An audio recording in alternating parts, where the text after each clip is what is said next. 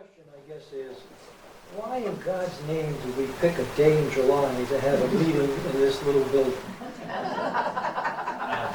Here was our thought. We felt that while Wakefield is important, Peacedale is important, Tunic's important, Kingston really, in my mind, is the most important part of our community and our history. Because this really is where it started. Now, people will say to you that over on Tower Hill Road, there was, for a while, there was a church. In fact, the Kingston Congregational Church actually started on Tower Hill Road. And then there was a courthouse there, very dilapidated. But this area was primed for development. And some people had the foresight to recognize that. As far back as 1674, a fellow by the name of Knowles purchased a bunch of land here from the Pettaquamscut purchasers. And then, in 1700, a man by the name of Robert Potter came in with a bunch of other developers and bought basically the land that is now what we call Kingston Village. And shortly after that, Robert had a child. And his child was a daughter. And his daughter married a fellow by the name of Elisha Reynolds. Elisha Reynolds built this building. And so that's how it started. From there on, the Potters and Reynolds intermarried, and eventually the Potters took over Kingston Village. So just a little history of Kingston. You can see we've kind of written this down. We're going to talk a little bit about Kingston from 1700, and we'll talk about this building, and we'll talk about Tavern Hall. And I've got to do it all in 20 minutes. So once Potter came here and purchased the land, it started to slowly develop. Farmers came here. Geographically, it was perfectly located on a hill for one thing. It was much more centrally located than over at Tower Hill Road. Easy to access from Richmond, Charleston, West Kingston, and so forth. Exeter. And so as a result of that, the village began to grow. By the mid-1700s, Kingston was now becoming really the hub of South County economy and government. First thing that happened was in 1752, there was a big fight. The courthouse that had been over on Tower Hill Road was going to be moved. The powers that be here in Kingston convinced the legislature to build it here in Kingston. And it was first built where the church house is, which is right next to the Kingston Congregational Church. And then in 1775, the town or the state hired someone to build a new courthouse and a colony house. Remember, in 1775, we were still a colony. We hadn't separated from England yet. And so, as a result of that, they hired a carpenter whose name was Caleb Westcott. Caleb Westcott lived in if you go across the street, there's a long gray house right next to the Art Association. Caleb Westcott lived there, and he built the courthouse, which is now what we call a library. It was originally one story. 100 years later, they added a second story, and that's how that developed. As a result of that, everything centered here in Kingston. Court was held here, so lawyers had to be here. The legislature came periodically to meet here in Kingston.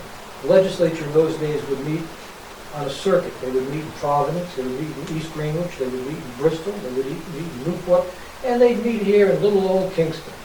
And so for many years, the legislature would be here, and they would have their meetings right over at what is now the library. They were there for a good number of years. They had almost claim to fame. In 1790, just before, let's go back a little bit. In 1787, we ratified the Constitution. 12 states ratified it. One state did not. What state was that? Rhode Island. And Rhode Island refused to ratify because they were very fearful of taxation from the federal government, because the feds would be wanting to get money to pay for the Revolutionary War. And also, they were fearful that it would be an overpowering federal government. And so as a result of that, Rhode Island said, we're not signing on to this thing unless you give us the Bill of Rights. And so if you look at the first 10 amendments to the Constitution, which is the Bill of Rights, what do? They protect you from the government. The government can't stop you from speaking. The government can't interfere with your religion. The government can't stop you from having a weapon. The government can only arrest you with probable cause. And it goes on and on. They can't hold you without bail. And then the last one says that unless it's in the federal Constitution, it's up to the states. So tremendous state power was accomplished by that, and that's what Rhode Island wanted. So now, in March of 1790, they come to Kingston to ratify the Bill of Rights. They get here, and what are they afraid of? Just like every politician, they're afraid of elections. They came here in March, the elections were going to be in April. They said, we're not touching this thing. They let it go. As a result of that, they went over to Newport in May of 1790. By a vote of only one vote, the Rhode Island legislature approved the Bill of Rights, and the rest, as I say, is history. So we missed out on that one in Kingston, but we came very close. As time goes on, we're now 1790 or so. We are now the hub. Everything goes on here.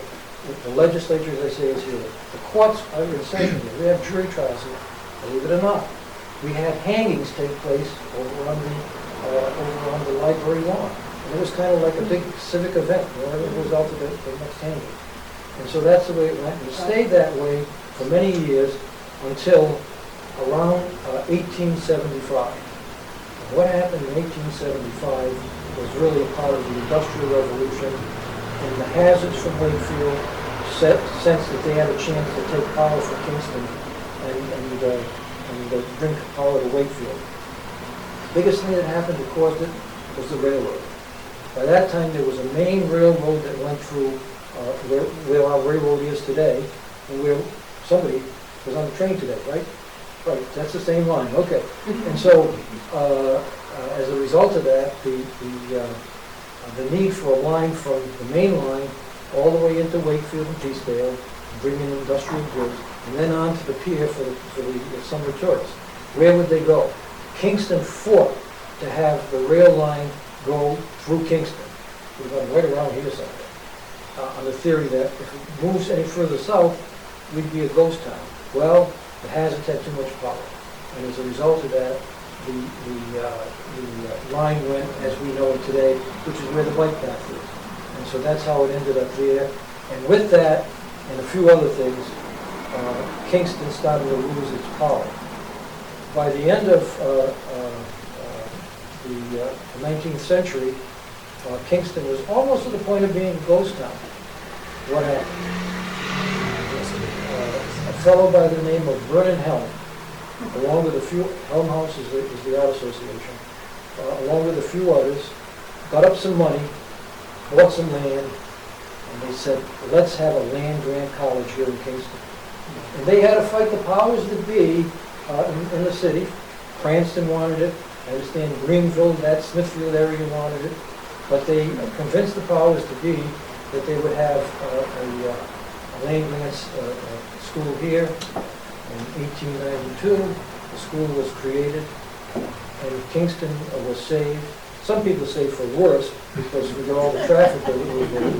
But nevertheless, it would have been a much, much different community had the land-grant schools go somewhere else. So as a result of that, we owe an awful lot to them. By the way, they weren't just spouting off that they wanted it. They actually paid money to pay for some of the land that was purchased. Part of it was the Oliver Watson farm down in West Kingston that is really what the bottom part of URI is all about. So as a result of that, Kingston was saved. And so, and since then it's continued on, it's grown.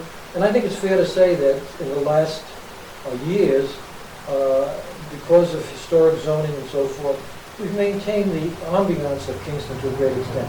Granted, there's a lot of traffic, but you know, back in the 1700s, there was plenty of traffic then. There were stagecoaches, there were horses running through, there were cars running down the street. You can only imagine what some of the stuff was on the street if you wasn't down there. But nevertheless, as a result of that, Kingston was saved. That's one. So now we're going to talk a little bit about Elisha Reynolds. As I told you earlier, Elisha Reynolds married Bobby Potter's daughter, And in 1738, he built this building. And in those days, the first buildings of Kingston, and there's only two left now, there's this one, and there's the Moore House across the street. There were two that were in the fields across the street that are both now gone. And they were distinguished by the fact that they were what we call gambrel roof construction. So if you look out here, you'll see we have that gambrel roof shape. So with that, this building was built. It has had many purposes. At one time, it was a house, it was called a West India, a West India store where they actually sold bottled whiskey. And so as a result of that, liquor was sold here. It was a schoolhouse. It was a boarding house for women. The original Narragansett Times is said to have started here. The other uses that came along, there were a group of, there were some women, two sisters by the name of Rose. And the Rose sisters were milliners. They made hats. And they actually made the hats right here in this building, right in front of all the front area there. And they sold their hats there. They eventually moved across the street. But while they were here, they also got into holding books for people. So that if a person in the community wanted a book, they had a little, in fact, I think it's where the bathroom is now. They had a little area where they had books. And people would come in and borrow the books, and then they would return them. It was the beginning of what we now call the Kingston Free Library. So that started here also. So there were many, many uses of this building. We've had guests here that are of great significance. There are two that I want to mention. The first was a woman by the name of Madame Pauline Luca. Madame Luca was a famous opera singer from Austria. She came to the United States somewhere around 1870. And she came here, and while she's here, she gets into a bitter divorce with her husband. She's living in New York at the time. Her lawyers, I guess the lawyers even those days were thinking, get out of town if you can.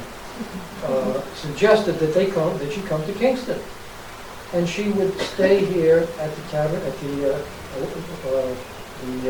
this building, and she stayed here for a full summer.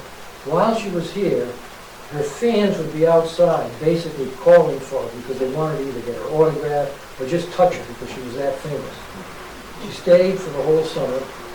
When she left, she said, "I'm leaving this building, but I'm leaving it under two conditions. One, that you take this portrait of me and you hang it in the building." Some of you in the world, you look over that fireplace, you'll see Madame Luca's picture.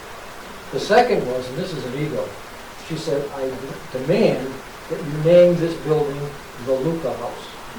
And for many years, it continued to be known as the Luca House. As a matter of fact, not too many years ago, we had a Madame Luca celebration, and Ward Abu-Sama was the maestro who led the whole thing. It was a magnificent program. So she certainly was famous, and as I say, for many, many years we kept calling it the Luca House. Sort of going to the background now. The second person who was here, probably the most famous. In 1781, March 5th and 6th, General George Washington came to Kingston. And he came to Kingston to go to Newport to meet with Rochambeau so that they could basically decide how we were going to win this war.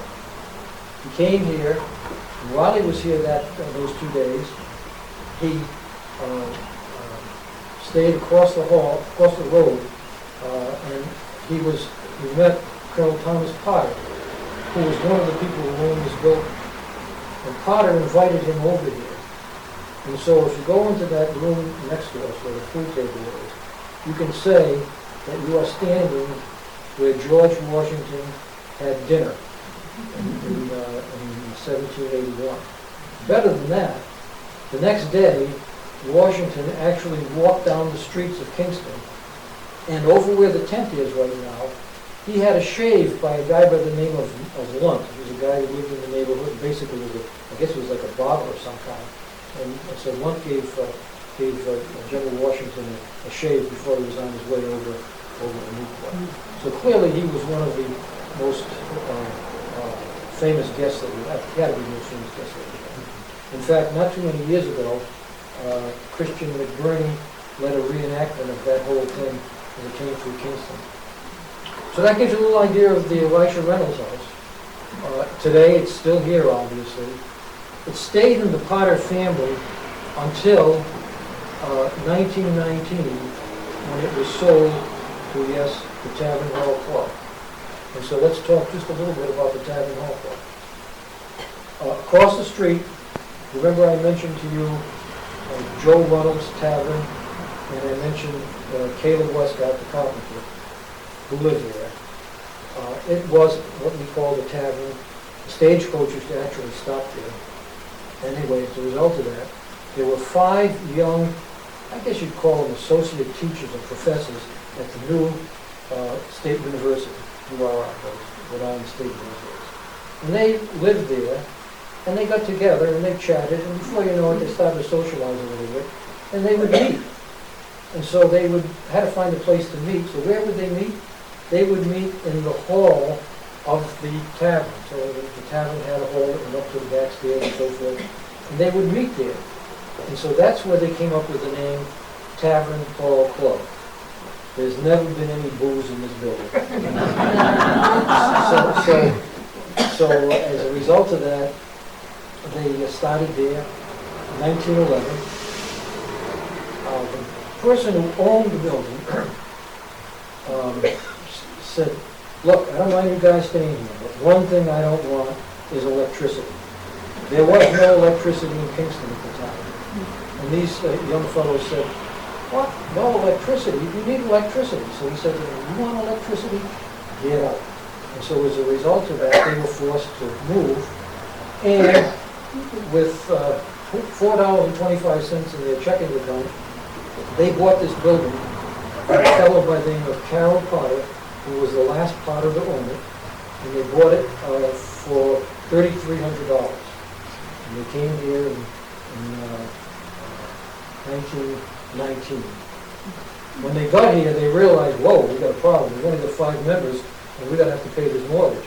So the very first thing that they did was they went out and they got a lot of new members. And you know, to this day, we still got the same problem. We got a lot of debt. We've got to get more members. But in any case, they finally got more members, and they started to operate. I tell you that one of the first members of that group was Lorenzo Kinney Jr., who everybody knows from the Azalea Farm, gardens and so forth, and all that he did for Kingston. But he was one of the first members. And here's something else that not many people knew. Lorenzo Kinney Jr. was actually born in this building. Wow. Yeah. He was born here, and his son told me the story just recently as to how it happened. In many cases, he was actually born here. So anyway, now they start going, and so now the club is functioning. And what did they do? Right from the beginning, they started to have social events. There would be meetings, just as we do today. We have meetings every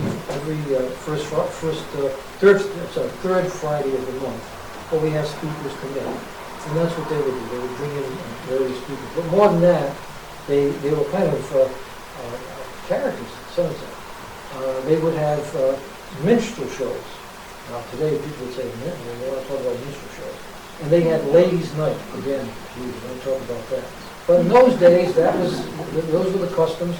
And so the men of the club, and it was all men, would be here, and they would have these parties, and they would have banquets. And then every year they would go to Larkin's Pond. You all know what Larkin's Pond is. And they would go there for a picnic.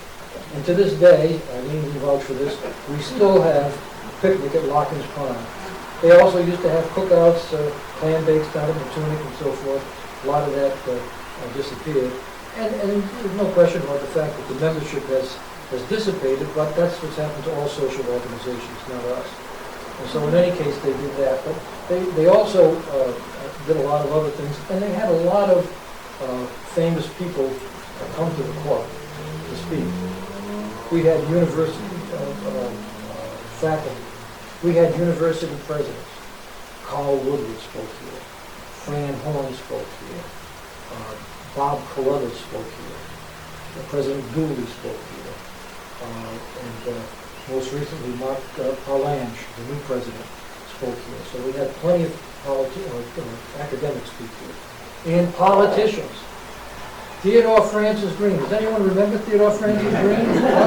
He spoke here.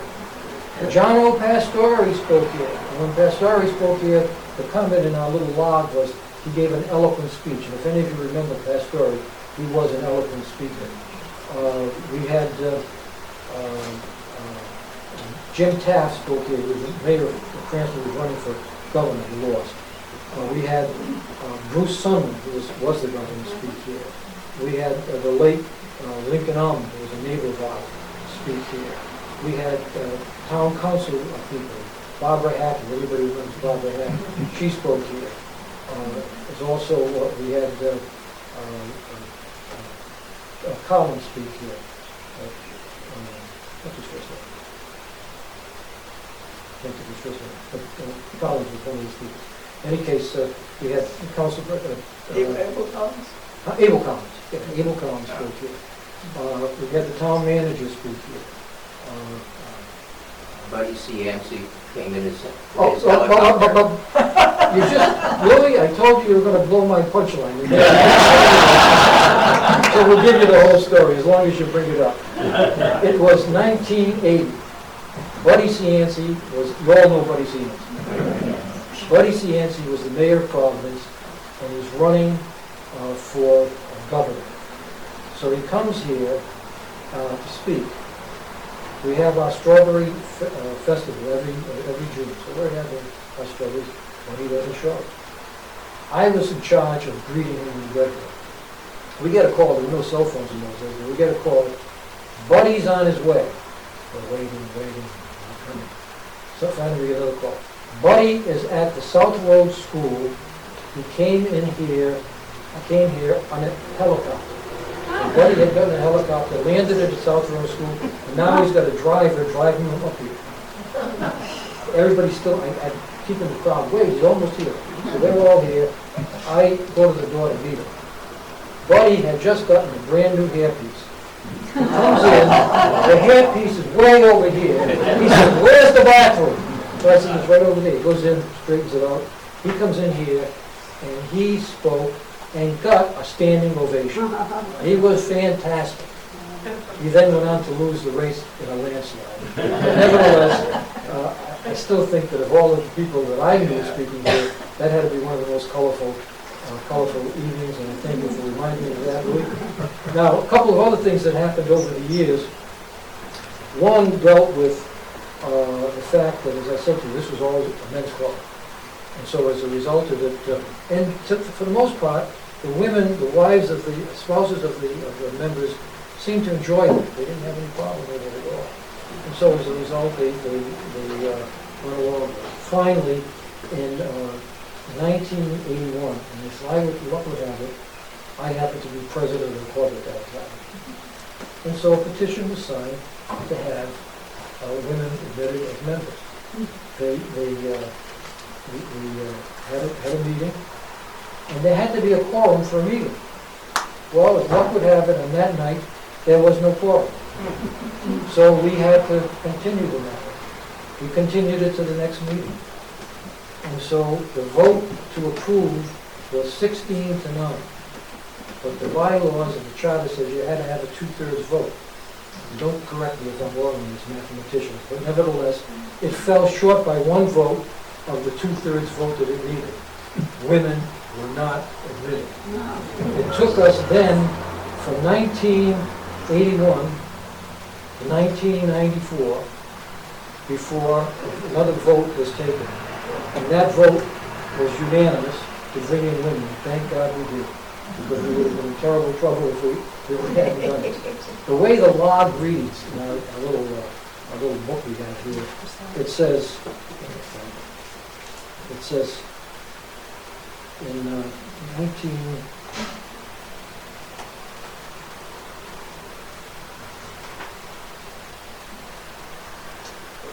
Here's the way it reads, we talk about a grammarian. 1994, members unanimously vote to admit women, long-time member Lorenzo Kinney Jr. dies at age 100. So it almost sounds like Lorenzo died because of the fact that he was good member. But nevertheless, I think that was just a grammarian's mistake. But nevertheless, and my wife Betsy had the honor of being the first member of the club to be a woman member to be a president. And Eileen Sebastian had it also. Did you know what I mean? So we've had several women since then who have been president, and as I say, thankfully, because when the guys ran it, you know, it was very, very functional. I said this to somebody today. It was very, very functional, you know. Floors were painted brown. There was commercial carpeting all over the place. It was horrible wallpaper. It was terrible. And the women came in and they cleaned it up and made it look better, which shows that you need both men and women to run a good organization. And that's exactly what we have now. So that's a little history of the Tavern Hall Club. In 2004, a significant event took place.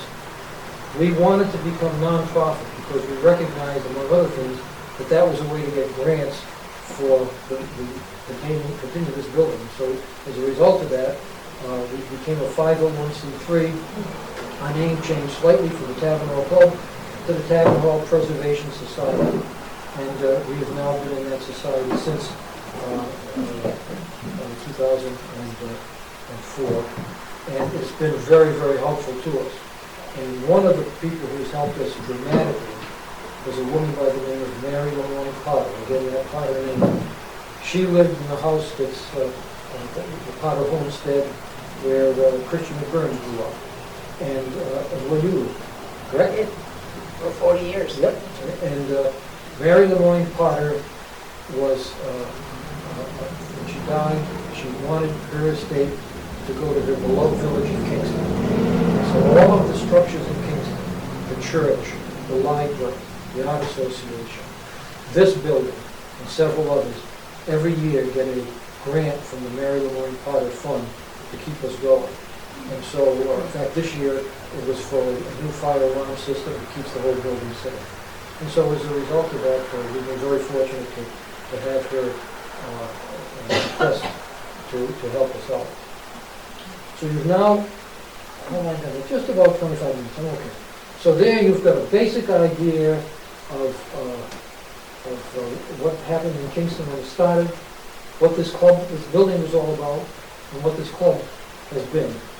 Our future, we hope, will be the continuation of this society, and more significantly, the continuation of the preservation of the history that we gained from the village of Kingston. And so with that, we'll Before you quit, Joe, could you comment on our gorgeous floors? Everybody please look down at the floors. Aren't they Let me just lovely? tell you, we had a guy who did this. I think he's still alive, but if he isn't, it's because of the lead that he inhaled. These floors were covered with brown lead paint, thick as anything. And one of the first things that Betsy did was to see if we could get this fellow to do it, and he did it.